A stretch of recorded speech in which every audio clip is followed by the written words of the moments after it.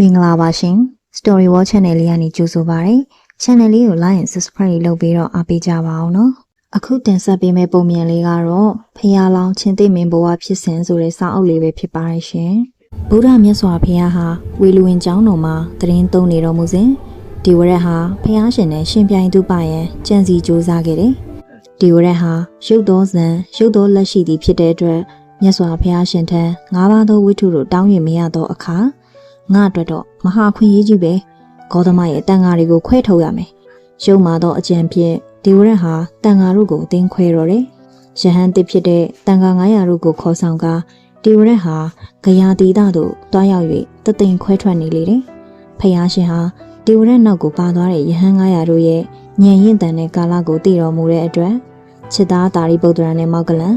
တင်းတို့ရဲ့တပည့်ဖြစ်သောယဟန်900တို့ဟာဒီဝရက်ရဲ့အယူမားမှာနှစ်သက်ပြီးတော့လိုက်ပါသွားကြလေပြီချစ်သားတို့တွားရောက်ကတရားဟောကြားပါအရဟတဘုဖြင့်နှိုးစေပြီးခေါ်ယူလာကြကုန်လောဖះရှင်ရဲ့အက္ခတာဝကနှစ်ပါးကြွရောက်လာသည်ကိုမြင်သောအခါဒီဝရက်ဟာနှစ်သက်ဝမ်းမြောက်ဝမ်းသာဖြစ်သွားတယ်ကြည်စမ်းယဟန်ဂေါတမရဲ့အက္ခတာဝကနှစ်ပါးတောင်မှငါရဲ့အရေးအောက်ကိုခိုးလုံလာပါလားဒီဝရက်ဟာမြတ်စွာဘုရားရှင်ရဲ့တင့်တယ်စံပေခြင်းကိုအားချတုပလိုသူဖြစ်တဲ့အတွက်ညအခါတရားဟောချိန်ရောက်လေသောအခါဖះရှင်မိန်တော်မူပြုလေသည့်အတိုင်းငါရှင်သာရိပုတ္တရာယဟန်တန်ကသည်ကင်းသောဌိနမိတ်တာရှိပေတယ်တင်ယဟန်တို့ကိုတရားဟောပါငါရဲ့ကြောကုန်းတို့ညောင်းညာနေတာကြောင့်ကြောဆန့်အနာယူခြင်းမင်းဒီဝရက်သည်တလွန်ညောင်ဆောင်မှာကြောဆန့်လဲသည့်တခဏမှာပင်အိပ်ပျော်ခြင်းသို့ရောက်သွားလေသည်ရှင်သာရိပုတ္တရာသည်ယဟန်900တို့အားတရားဟော၍ဆုံးမတော်မူသည်ဉာဏ်ရင်တန်သောယဟန်900တို့သည်အရဟတဘုဖြင့်အမှန်သိမြင်ကုန်၏အာယုံတတ်သောအခါ၌ယဟန်တို့သည်ဟက္ခတာဝကယဟန်နှစ်ပါးနှင့်ဝေလူဝင်ကျောင်းတော်ကိုပြန်ကြွကုန်လေတယ်နှင်းချိုက်စွာအိမ်မောကြနေသောဒေဝရတ်မှာတော့ဘာမှမသိလိုက်ရှာချေဟင်ကျောင်းကယဟန်ကြီးဘယ်ရောက်ကုန်တာလဲကောကာလိကဟာယဟန်တို့မရှိဘဲတိတ်ဆိတ်နေတဲ့ကျောင်းတော်ကိုမြင်တဲ့အခါဒေဝရတ်ထံကိုသွားလေတယ်ငါရှင်ဒေဝရတ်နှစ်ပါးသောတာဝကတို့ကယဟန်900ကိုခေါ်ဆောင်ကာကျောင်းကိုဆုံးခွာသွားကြပြီဟင်ဟုတ်လားယဟန်နေမရှိတော့ဘူးလားမရှိတော့ဘူးတင်ကားပြင်းရစွာအိတ်ဆက်နေသူပဲရှင်ဒေဝရတ်ဂေါကာလိကဟာဒေဝရတ်ရဲ့ကုမသင်္ကန်းကိုဆွဲဖဲကာရှင်ဘက်ကိုဖနှောက်နဲ့ကန်ကြောက်တယ်နာကျင်လာတဲ့အတွက်ဒေဝရတ်ရဲ့ဂရင်းမှသွေးသူအန်ထွက်ကုန်တယ်ယဟန်900ကိုခေါ်ဆောင်ကာပြန်ရောက်လာတော့ရှင်သာရိပုတ္တရာအားဖះရှင်ကမေးတော်မူတယ်ချစ်သားသာရိပုတ္တရာတင်းတို့ရောက်ရှိချိန်မှာဒေဝရတ်မိတို့ပြုမှုနေထိုင်နေသည်။ဒေဝရတ်သည်အရှင်ဖျားကဲ့သို့သူပပြုမှုနေထိုင်သဖြင့်ကြီးစွာသောပျက်စီးခြင်းသို့ရောက်ရပါသည်ဖျား။ချစ်သားတို့ဒေဝရတ်သည်ယခုမှငါဖျားကိုသူပ၍ပျက်စီးခြင်းရောက်သည်မဟုတ်သေး။ရှေးဘဝကလည်းအခုလိုကြုံခဲ့ဘူးပေတယ်။ဘုန်းတော်ကြီးမြတ်တော်မူသောမြတ်စွာဘုရားရှေးဘဝကဒေဝရတ်အရှင်ဖျားကိုသူပခဲ့သည့်အတိတ်အကြောင်းကိုဟောကြားတော်မူပါဖျား။နတ်တို့နဲ့တကွလောကကိုဆုံးမတော်မူသောတပညုမြတ်စွာဘုရားဟာတာရိပုတ္တရာမထေရရဲ့တောင်းပန်လျှောက်ထားမှုကြောင့်အောက်ပါဝိရောဇဇတ်တော်ကိုအတိတ်ကိုဆောင်းကားအကြောင်းပြုဟောကြားတော်မူခဲ့လေသည်ဟိုးရှိတော်ကဘာယနတိပြည်မှာပြမရတ်မင်းကြီးမင်းပြုဆူဆန့်နေချိန်မှာပေါ့ဖះလောင်းတော်ဟာကေတရာဇာချင်းသိမင်းဖြစ်နေဟိမဝနာတောကြီးတဲကရွှေကူကြီးမှာနေထိုင်ခဲ့တယ်တနေ့မှာချင်းသိမင်းဟာအစာရှာဖို့အတွက်ရွှေကူကြီးတဲကထွက်လာတယ်ရွှေကူကြီးရဲ့အပြင်ဘက်တောင်ကမှုလေးပေါ်ကနေအရက်လေးမျက်နှာကိုချင်းသိမင်းအကဲခတ်ကြည့်လိုက်တော့ဟိုစားချက်မှာရှိနေတဲ့ကျွဲရိုင်းတစ်ကောင်ကဒီနေ့တော့ငါရဲ့အစာပဲပေါ့ရွှေကူကြီးရဲ့အရှိဘက်စားချက်မြေမှာအစာစားနေတဲ့ကျွဲရိုင်းအုပ်စီကိုချင်းသိမင်းဟာလင်မြန်နဲ့ခွန်အားနဲ့ပြေးလာခဲ့တယ်။ဝေါချင်းသိမင်းရဲ့ဟိန်းဟောက်တန်ကြီးကြားတယ်ဆိုရင်ပဲကျွဲရိုင်းအုပ်ကြီးဟာဝေယုံသုံးကားထွက်ပြေးကုန်တယ်။အုပ်စုတွေကအတန်မာဆုံးအကြီးဆုံးကျွဲရိုင်းကြီးတစ်ကောင်ကိုချင်းသိမင်းဟာခုံအုပ်ဖမ်းဆီးတယ်။ကျွဲရိုင်းကြီးရဲ့အကောင်းမွန်ဆုံးအသားတွေကိုချင်းသိမင်းဟာဝါလျောင်စားတောက်ပြီးတော့ရေအိုင်တစ်ခုမှာကြည်လင်တဲ့ရေကိုတောက်တယ်။ဒီနေ့တော့ငါအတွက်ပြည့်စုံသွားပြီ။ရွှေကူကိုပြန်ပြီးအနားယူမှပဲ။အဲ့ဒီအချိန်မှာပဲအစာရှာထွက်လာတဲ့မြေခွေးတစ်ကောင်ဟာချင်းသိမင်းနဲ့ထိတ်တိုက်ရင်ဆိုင်တိုးရှာတယ်။အမလီကိုကျိုးနေပါပေါ့။မြေခွေးငယ်ခမရှောင်ထွက်ပြေးဖို့လည်းမဝင်ရဲလို့ချင်းသိမင်းရှိမှပြပြဝတ်နေရှာတာပေါ့။ဟဲ့မြေခွေးငယ်တင်ပါလုံနေရလေ။ဖုံးတော်ကြီးလာပါတော့အရှင်ချင်းသိမင်းကိုကျွန်တော်မျိုးဦးခိုက်ရှင်ခိုးပါတယ်။ကျွန်တော်မျိုးအရှင်ချေသိမင်းရဲ့ခြေတော်ရင်းမှာအလုတ်ကျွေးပြုတ်ပြရစီ။မြေခွေးငယ်ဟာကြောက်ကြောက်လန့်လန့်နဲ့ပြောဆိုတောင်းပန်တော့ချင်းသိမင်းကတနာသွားတယ်။ကောင်းပြီမြေခွေးငယ်ငါနဲ့ရွှေကူကိုလိုက်ခဲ့ပါ။တင်ကိုကောင်းမွန်သောအစာတွေငါရှာကျွေးမယ်။ ကျေးဇူးကြီးလာပါတယ်အရှင်ချင်းသိမင်းမြေခွေးငယ်ဟာချင်းသိမင်းရဲ့ရွှေကူကိုလိုက်သွားပြီးအလုတ်ကျွေးပြုနေခွင့်ရသွားတော့တယ်ချင်းသိမင်းဟာတားကောင်မျိုးစုံကိုဖမ်းဆီးစားတော့ပြီးစားကျွင်းတွေကိုမြေခွေးငယ်အတွက်ဝဝလင်လင်ပေးကမ်းတယ်မြေခွေးငယ်တင်စားနိုင်တဲ့လောက်စားတော့ပြီးတော့အရသာရှိလိုက်တဲ့သမင်သားမြေခွေးအတွက်တော့မစားဘူးတဲ့အစားအသောက်တွေအရှံအပေပေါ့ချင်းသိမင်းအနားမှာနေပြီးအရသာရှိတဲ့အစားအသောက်တွေကိုပဲနေ့စဉ်စားတော့နေရတဲ့မြေခွေးဟာဝဝဖြူဖြူဖြစ်လာတယ်။ဇင်ရှိလိုက်တဲ့ဘဝတောကောင်တတဝါမျိုးစုံရဲ့အသားမျိုးစုံစားတော့နေရတာကံကောင်းလိုက်တာ။ချင်းသိမင်းရဲ့ရွှေကူထဲမှာနေထိုင်ခွင့်ရပြီးချင်းသိမင်းရဲ့စားကျွေးမှန်သမျှစားနေရတဲ့မြေခွေးငယ်တက်ကတော့လောကစီစဉ်တွေ့နေတာပေါ့။မနက်မိုးလင်းအိယာနိုးတာနဲ့ချင်းသိမင်းရဲ့ခြေတော်ရင်းမှာအလိုက်တင်နေထိုင်ခါစားရတာမြေခွေးရဲ့တာဝန်။ချင်းသိမင်းအိယာကနိုးထလာတာနဲ့မြေခွေးငယ်ရွှေကူအပြင်တောင်ထိပ်ကိုတင်ယခုထွက်ကြည့်လိုက်ပါတောင်ချီရင်စားချက်မှာတွေ့ရတဲ့တင်စားလိုတဲ့တက်တော်ဝါကိုကြည့်ရှုပြီးငါစီလာပြောပါထိုသားကောင်အားငါတက်ပြီးစားမယ်တင့်ကိုလည်းကျွေးမွေးမယ်မြေခွေးငယ်ကောင်းလာပါပြီအရှင်ချင်းသိမယ်မြေခွေးဟာရွှေကူပြင်ဘက်တောင်ကမူပေါ်ထွက်ကမိမိစားလိုတဲ့တက်တော်ဝါကိုစိတ်တိုင်းကြရွေးချယ်တယ်မြင်ကြကျွဲတမင်တက်တော်ဝါစုံလင်လိုက်တာဒါပေမဲ့ငါမစားဘူးသေးတဲ့ဆင်ပြောင်သားကိုဒီနေ့စားကျင်တယ်တောင်ချီမှာရှိနေတဲ့စင်အိုင်းအုပ်ကြီးကိုမြင်တော့မြေခွေးဟာရွှေကူရဲကိုပြန်ပြေးဝင်ခဲ့တယ်။ရွှေကြောက်ဖြာကြီးပေါ်မှာလဲလျောင်းနေတဲ့ချင်းသိမင်းချီရင်မှာဝတ်သွားဥခိုက်ပြီးအရှင်ချင်းသိမင်းဘုံတကိုထုံးပါလော့။တောင်ချီစားချက်မှာအရှင်မနှန်းစာအတွက်တောစင်အိုင်းအုပ်ကြီးရှိနေပါတယ်အရှင်။ကောင်းပြီမြေခွေးငယ်ဒီနေ့စင်သားစားဖို့တင်ပြင်ဆင်ထားပြီတော့။ချင်းသိမင်းဟာရွှေကူရဲမှာထွက်ကတောင်ချီကစင်အိုင်းအုပ်ရှိရာကိုလေရဲ့အလင်းနှုံးနဲ့ပြေးတော့တယ်။စင်ရိုင်းအုပ်ထဲကမှုံရစ်စင်ပြောင်ကြီးတကောင်ရဲ့ဥကင်းဘော်ကိုချင်းသိမင်းခုံအုပ်ပြီးကြိုက်ခဲတော့တယ်။မိနစ်ပိုင်းလေးမှာပဲစင်ပြောင်ကြီးမြေပြင်ဘော်ကိုဘုံကနေလဲကျသေးဆုံးတော့တာပေါ့။အောင်တီအောင်သားကိုချင်းသိမင်းကအရင်ဆုံးစားတော့တယ်။ပြီးတော့မှအနားမှာရက်ဆောင်နေတဲ့မြေခွေးကိုကြွေးတယ်။မြေခွေးငယ်တင်စားနိုင်တဲ့လောက်စားတော့ပြီးတော့ချင်းသိမင်းခြံထားရခဲ့တဲ့စင်သေးကောင်ကိုမြေခွေးဟာအငမ်းမရစားတော့တယ်။အပပကောင်းလိုက်တဲ့စင်သားဘယ်မြေခွေးမျိုးမှငါလိုစင်သားလက်လက်ဆက်ဆက်စားဘူးကြမှာမဟုတ်ဘူးမြေခွေးငယ်ဟာဘိုက်ကားအောင်စားတော့လို့ရေကိုအဝတောက်ကရွှေကူထဲပြန်ဝင်ခဲ့တယ်ရွှေကူကြီးထဲမှာအနားယူအိတ်ဆက်နေတဲ့ချင်းသိမင်းရဲ့ခြေရင်းမှာမြေခွေးခွေလဲပြီးအိတ်လိုက်တယ်ဘိုက်တင်းပြီဆိုတော့အိတ်ယုံပေါ့ဒီလိုနဲ့တောပင်ချင်းသိမင်းကိုမိခိုးပြီးမြေခွေးရဲ့ဘဝဟာအဆင်ပြေနေတာပေါ့မစားဘူးတဲ့တတဝါမျိုးစုံရဲ့အသားကိုစားအပူပင်ကင်းကင်းနဲ့ရွှေကူထဲမှာအိတ်လိုက်နဲ့မြေကွင်းငယ်အတွက်တော့တကယ်လောကစီစဉ်ကိုပိုင်ဆိုင်နေတယ်လို့ပါပဲလောကမှာငါ့လောက်ကံကောင်းတဲ့မြေကွင်းမရှိတော့ဘူးရက်တွေကြာလာတော့မြေကွင်းရဲ့စိတ်ထဲမှာအတွေးတစ်ခုဝင်လာတယ်ငါလည်းပဲခြေလေးချောင်းရှိတဲ့တက်တော်ပါပဲငါမှချင်းသိမင်းလိုပဲခြုံနဲ့သွားနဲ့ခြေသေးတွေရှိတယ်ခြေလေးချောင်းတက်တော်ချင်းတူပါလျက်နဲ့ဘာလို့ချင်းသိမင်းကျွေးမွေးတာကိုငါမိခိုပြီးစားနေရမှာလဲငါခွန်အားငါအစွမ်းနဲ့တားကောင်တွေကိုငါလည်းတက်ဖြတ်စားနိုင်ပါတယ်ချင်းသိမင်းကျွေးတာကိုနန်ကိုင်းုံမကပဲပိုးရှံနေအောင်စားနေရတဲ့မြေကွင်းငယ်ရဲ့စိတ်မှာမာမာနတွေဝင်လာတယ်။ရွှေကူထဲမှာနေတဲ့ချင်းသိမင်းဟာဘလောက်ခွန်အားကြီးတဲ့တက်တော်ဝါကိုမဆိုရင်ဆိုင်တိုက်ခိုက်နိုင်တယ်။ငါစားလို့တဲ့တက်တော်ဝါကိုတွေ့တာနဲ့အရှင်ချင်းသိမင်းဘုံတကူထွန်းမလို့လို့ပြောလိုက်ရုံပဲ။ချင်းသိမင်းဟာစင်ပြောင်ကြီးကိုတောင်အနိုင်ယူတိုက်ခိုက်နိုင်တာငါရဲ့မျက်မြင်ပဲ။ငါလည်းခြေလေးချောင်းပါတဲ့မြေကွေးပဲလေ။သူ့လိုဘာလို့မစွမ်းနိုင်ရမှာလဲ။ချင်းသိမင်းကိုအားကျတူပခြင်းစိမ့်နဲ့မြေကွေးငယ်ဟာမာမာနတွေကြီးမားလာတဲ့အဆုံးမှာချင်းသိမင်းရဲ့အနားကိုကပ်ပြီးမြေကွင်းငယ်ကတောင်းဆိုတော့တယ်။အရှင်ချင်းသိမင်းကိုကျွန်တော်တခုတောင်းဆိုပြရစီ။ဘာလို့ရှိတယ်လဲမြေကွင်းငယ်။ဘဲတတော်ဝါရဲ့အသားကိုတင်စားလို့တလဲ။မဟုတ်ပါဘူးချင်းသိမင်း။ကျွန်တော်ဟာချင်းသိမင်းရှာဖွေကျွေးမွေးလို့တတော်ဝါမျိုးစုံရဲ့အသားတွေကိုစုံလျောင်စားတောက်ခဲ့ပြီးပါပြီ။အင်အားကြီးမားတဲ့စင်ပြောင်ရဲ့အသားကိုတောင်စားခဲ့ပူပါတယ်အရှင်။အခုကျွန်တော်တောင်းဆိုချင်တာကကျွန်တော်ကိုယ်တိုင်စင်တကောင်ကိုတက်ဖြတ်ပြီးစားတောက်လိုပါတယ်။အလိုမဖြစ်နိုင်တာ။မြေခွေးစကားကိုချင်းသိမင်းကလက်မခံနိုင်မဲညင်းတော့မမာနတက်နေတဲ့မြေခွေးကလည်းမလျှော့ဖြစ်နိုင်ပါတယ်အရှင်စင်ပြောင်ရဲ့ဥကောင်းပေါ်အရှင်ခုံလွားပြီးကြိုက်ခဲအနိုင်ယူခဲ့တာကျွန်တော်မြင်ခဲ့ပါတယ်ကျွန်တော်လည်းအဲ့လိုအနိုင်ယူနိုင်စွမ်းပါတယ်မဖြစ်နိုင်တာကိုမကြံစီမတူပပါနဲ့မြေခွေးငယ်ချင်းသိမင်းသားမြစ်တာကိုလည်းမြေခွေးကဘဝင်မကြနိုင်ပါဖြစ်နိုင်ပါတယ်အရှင်ကျွန်တော်စားလို့တဲ့စင်ပြောင်အုပ်ကိုတွေ့ရတဲ့အရှင်စီပြေးလာရပါတယ်အရှင်ချီရင်ကနေအရှင်ချင်းသိမင်းဘုံတကူထုံးမလောလို့ပြောလိုက်တာနဲ့ပဲ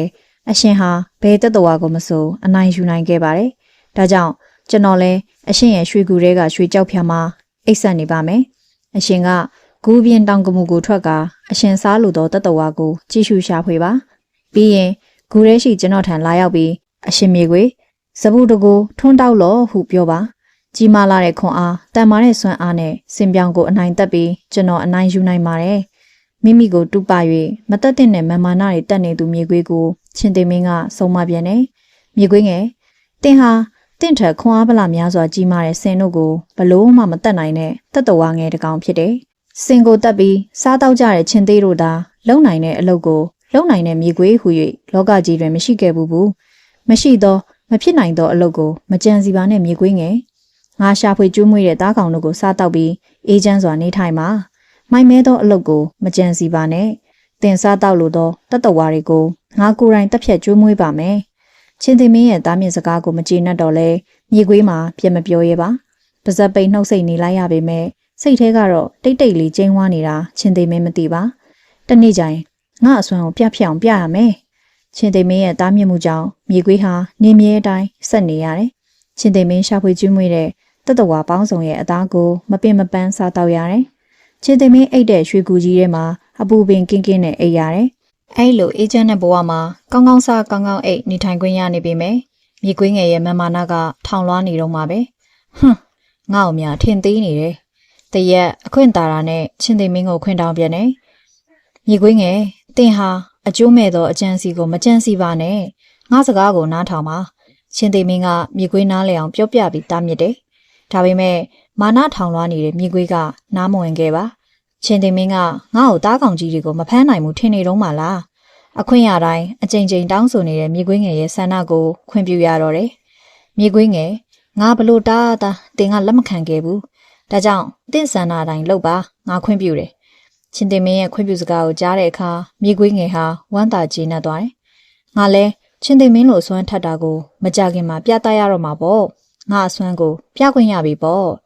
့ချင်းသိမင်းရဲ့ခွင့်ပြုစကားကိုကြားရတဲ့အခါမြေခွေးဟာမန်တက်ကြွေးကြော်တယ်ချင်းသိမင်းနဲ့အတူရွှေကူကြီးထဲမှာအတူနေထိုင်ခဲ့ရတဲ့နေ့တိုင်းမှာ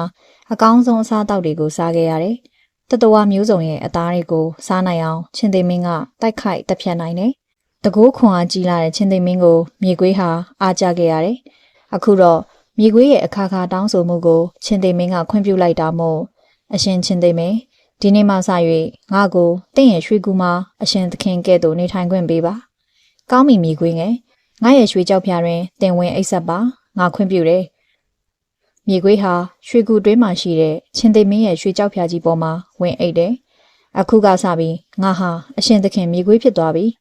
ငါဟာချင်းသိမင်းရဲ့ခြေတော်ရင်းကအစီအပါမြေခွေးတကောင်မဟုတ်တော့ဘူးမြေခွေးငယ်ဟာချင်းသိမင်းအိတ်ဆက်တဲ့ရွှေကြောက်ဖြာပေါ်ရောက်တယ်ဆိုရင်ပဲကြီးစွာသောမမာနာတွေထောင်လွှားနေတော့တယ်မနက်မိုးလင်းတာနဲ့ငါရဲ့အစွမ်းကိုပြသရတော့မယ်တောင်ချီစားချက်ကတားကောင်ကြီးတကောင်ကိုငါအနိုင်ယူတက်ဖြတ်ပြမယ်အောင်သေးအောင်သားကိုငါရင်စားတောက်ပြီးစားကျွင်းကိုချင်းသိကိုကျွေးမွေးမယ်ခြေလေးချောင်းရှိတဲ့ငါလိုမြေခွေးဟာချင်းသိမင်းလိုပဲအရှင်သခင်တပါးဖြစ်တယ်ဆိုတာလက်တွေ့ပြရမယ်မြေခွေးဟာချင်းသိမင်းရဲ့ဘုံတော်တကိုးတွေကိုအားကြနေသူမို့စိတ်ထဲကကြိတ်ကကျင်းဝါနေတော့တယ်မနက်မိုးလင်းတာနဲ့မြေခွေးဟာအိတ်နေတဲ့ရွှေကြောက်ဖြာပေါ်ကခြေစုံရက်ပြီးအာပါတဲ့ကတန်းဝါလိုက်တယ်ဟာစိန်ကြလိုက်တယ်ပေါ့ပြီးတော့ခြေရင်းဘက်မှာရှိနေတဲ့ချင်းသိမင်းကိုလှည့်ကြည့်တယ်။အိုးချင်းသိမင်းရွှေကူအပြင်ဘက်တောင်ထိပ်ကိုတင်ခုပင်ထွက်ကြည့်လိုက်ပါ။မနက်တိုင်းသူ့ကိုချင်းသိမင်းပြုတ်မှုစီခိုင်းတဲ့အတိုင်းသူ့ပါစီခိုင်းတယ်။တောင်ချေစားချက်မှာရှိသောခွန်အားကြီးဆုံးတတဝါဖြစ်တဲ့စင်ပြောင်ကိုရှာကြည့်ပါ။တွေ့လျင်ငါရှင်မိကွေးရလာပြောပါ။စင်ပြောင်ကိုငါတက်ပြီးစားမယ်။ပြီးရင်တင်ချေသိမင်းကိုလည်းကျွေးမွေးမယ်။သွားလော့။မြေခွေးဟာချင်းသိမင်းရဲ့လေးတန်းတိုင်းသူ့ပကစီခိုင်းနေဆိုရင်ပဲချင်းသိမင်းဟာရွှေကူအပြင်ဘက်တောင်ကမှုကိုထွက်ပြီးအရက်လေးမျက်နှာကိုကြည့်ရှုရှာဖွေတယ်။တောင်ချီစားချက်မှာအစာစားနေတဲ့တောစင်အိုင်အုပ်ကိုချင်းသိမင်းမြင်တဲ့အခါမြေခွေးရှိတဲ့ရွှေကူတဲကိုပြန်ဝင်ခဲ့ပြီးအရှင်မြေခွေးစပူတကူထွန်းတောက်လို့တောင်ချီစားချက်မှာအသေးအနာယူတက်ဖြတ်မဲ့စင်အိုင်အုပ်ရှိနေပါတယ်။ကောင်းပြီချင်းသိငါရဲ့ဘုံတကူအစွမ်းကိုတင်ယခုပင်မြင်တွေ့စေရမယ်။မြေခွေးဟာရွှေကူမထွက်ကတောင်ကမှုထိတ်မှအရက်လေးမျက်နှာကိုကြည့်တယ်။ချင်းသိမင်းပြုမှုတကယ်တော့ဟိမဝနာတော်ကြီးတတော်လုံးကြအောင်ဟိန်းဟောက်တော့တယ်။ဦးသုံးချိန်တိုင်ဟိန်းဟောက်ပေမဲ့မြေခွေးဦးတန်းနာထွက်လာခဲ့တယ်။မြေခွေးငယ်ဟာတောင်ချီစားချက်မှရှိတဲ့စင်ရိုင်းအုပ်ရှိရာကိုအားကုန်ပြေးတယ်။မှုံရစ်တော့ခွန်အားအကြီးဆုံးစင်ပြောင်တကောင်ရဲ့ဦးကောင်းထက်ကို မြေခွေးဟာခုန်တက်တယ်။စင်မြောင်ကြီးရဲ့ဥကင်းပေါ်မရောက်ပဲမြေခွေးဟာစင်ကြီးရဲ့ခြေထောက်အနီးမြေပြင်ပေါ်ကိုပြုတ်ကျသွားရှာတယ်။နာကျင်လာတဲ့ဝေဒနာကြောင့်မြေခွေးခမချက်ချင်းပြန်မထနိုင်ရှာပါ။အဲဒီခါမှာစင်ပြောင်ကြီးဟာမြေခွေးရဲ့ရှေ့ခြေတစ်ချောင်းကိုနှမောင်းနဲ့ရစ်ပတ်ဆွဲပြီးချုပ်နှောင်လိုက်တယ်။အမဲမြေခွေးစုပ်ကငါ့ကိုများမထီလေးစားနဲ့လာစမ်းစင်ပြောင်ကြီးဟာမြေခွေးရဲ့ဥကောင်းကိုရှေ့ခြေတစ်ချောင်းနဲ့နင်းချလိုက်တယ်။မြေခွေးဟာဥကောင်းခွန်ကိုကွဲကြည့်ကအော်တန်အောင်မထွက်နိုင်ပဲတေရှာတယ်။စင်ပြောင်ကြီးဟာမြေခွေးရဲ့အသက်မရှိတော့တဲ့ခန္ဓာကိုယ်ကိုခြေထောက်နဲ့နင်းချတယ်။ကဲမှတ်ပြီလားမြေခွေးစုပ်ရဲ့မြေခွေးရဲ့ခန္ဓာကိုယ်ကိုစင်ပြောင်ကြီးဟာနှမောင်းနဲ့ရစ်ပတ်ပြီးအဝိဟောင်းစာတစလိုစုပုံခွေလိုက်တယ်။ပြီးတော့မစင်များကိုစွန့်ချပစ်လိုက်တယ်။စင်ပြောင်ကြီးဟာစိတ်တိုင်းကျပြုတ်ပြီးမှသူ့ရဲ့အဖော်စင်ရိုင်းအုံနဲ့အတူတောထဲကိုဝင်သွားတော့တယ်။အဲ့ဒီဖြစ်ပျက်အားလုံးကိုတောင်ကမူပေါ်ကနေမြင်တွေ့နေရတဲ့ချင်းသိမင်းဟာတောင်ချီကိုဆင်းလာတယ်။စင်မြောင်ကြီးနင်းချေတက်ပြီးမစင်နေစွန့်ချသွားတဲ့မြေခွေးငယ်ရဲ့အနားကိုရောက်တော့မိုင်မဲလာတဲ့မြေခွေးငယ်တင်းရဲ့ဥကောင်းတွေကအုံနောက်တွေလည်းထွက်ကုန်ပြီ။တင်းရဲ့ဥကောင်းလည်းကွဲကြည့်ခဲ့ရတယ်။တင်းရဲ့နံရိုးတို့ဟာလည်းကျိုးကြည့်ခဲ့ရတယ်။တင်းဆိုခဲ့သလိုစပူတကူမထွန်းတောက်နိုင်တော့ပါလားမြေခွေးငယ်။ငါရဲ့စကားကိုတင်းနားမထောင်ခဲ့လို့အခုလိုပျက်စီးဘေးတွေးခဲ့ရတယ်မြေခွေးငယ်။ဖျားလောင်းတော့ကေတရာစာချင်းသိမင်းဟာမိုင်မဲမှုကြောင့်အသက်ဘေးတွေ့ရရှာသောမြေခွေးတွေကိုစွန့်ခွာကမိမိနေထိုင်ရာရွှေကူကြီးတို့ပြန်လာလေတယ်။အတိတ်ဘဝတုန်းကဒီဝရက်ဟာမြေခွေးဖြစ်ခဲ့ဘူးကငါဖျားဟာကေတရာစာချင်းသိမင်းဖြစ်ခဲ့ဘူးတဲ့ချစ်သားတို့မြတ်စွာဘုရားရှင်ဟာအတိတ်ကူဆောင်ကရှင်သာရိပုတ္တရာနဲ့ယဟန်တို့ကိုမိန်တော်မူတယ်။မြေခွေးဟာကေတရာစာချင်းသိမင်းရဲ့ဘုံတကူကိုအာကြတုပသဖြင့်ဘေးဒုက္ခရောက်ပျက်စီးခဲ့ရတယ်။ဒီဝရက်ဒီလည်းဖျားရှင်အားတုပသဖြင့်ဒုက္ခရောက်ပျက်စီးခြင်းကိုကြုံရတယ်။ယခုတိုင်မဟာအဝီစီငရဲမှဒီဝရက်မလွတ်သေးပါချေ။မတုပအရာကိုတုပမိလင်ဒုက္ခဘေးတွေပျက်စီးခြင်းကိုကြုံရပေသည်။မိုက်မဲသောမြေခွေးသည်ခေတရာစာချင်းသိမင်းကိုမှီ၍ကောင်းကျိုးဒုက္ခများကိုခံစားရ၏။သို့သောမတုပအပ်သောချင်းသိမင်း၏ဘုံတကူများကိုအာကြတုပမိသောအခါအသက်သေးဆုံးပျက်စီးသည့်အထိဒုက္ခတွေတွေ့ခဲ့ရပေသည်ဒီဝရတ်သည်လည်းအတုမဲ့သောမြတ်စွာဘုရားရှင်၏တင့်တယ်စွာစံပေခြင်းကိုအားကြခဲ့သည်ဂေါတမဘုရားလိုပဲငါလည်းတန်ခါကိုပူဇော်ကြည်ညိုမှုကိုခံယူသူဖြစ်တဲ့မတူပါတဲ့သောဘုရားရှင်ကိုတူပါကတန်ခါကိုတင်းခွဲလျက်တသိန်းတစ်ကြောင်းတည်ဖို့ကြံစည်ခဲ့တယ်ထို့ကြောင့်ကြီးစွာသောဘေးဒုက္ခကိုကြုံရကမဟာအဝီစီငရဲဆင်းသက်ခဲ့ရပေတယ်လောက၌မိမိမတူအပ်သောမတူသင့်သောအရာကိုမတူပါသင့်ပါထို့သောပြုမှုခြင်းကမိုက်မဲသောတူပါခြင်းသာဖြစ်ပေမည်ရရှိမိအကျိုးကမိမိအတွက်ကြီးမားသောပျက်စီးခြင်းနဲ့အသက်ဘေးကိုပင်ရင်ဆိုင်ကြုံတွေ့နိုင်ပေတယ်ကေတရာစာချင်းသိမင်းနဲ့မိုက်မဲသောမြေခွေးငယ်ရဲ့ဇက်ပုံပမာကဲ့သို့ပင်သည်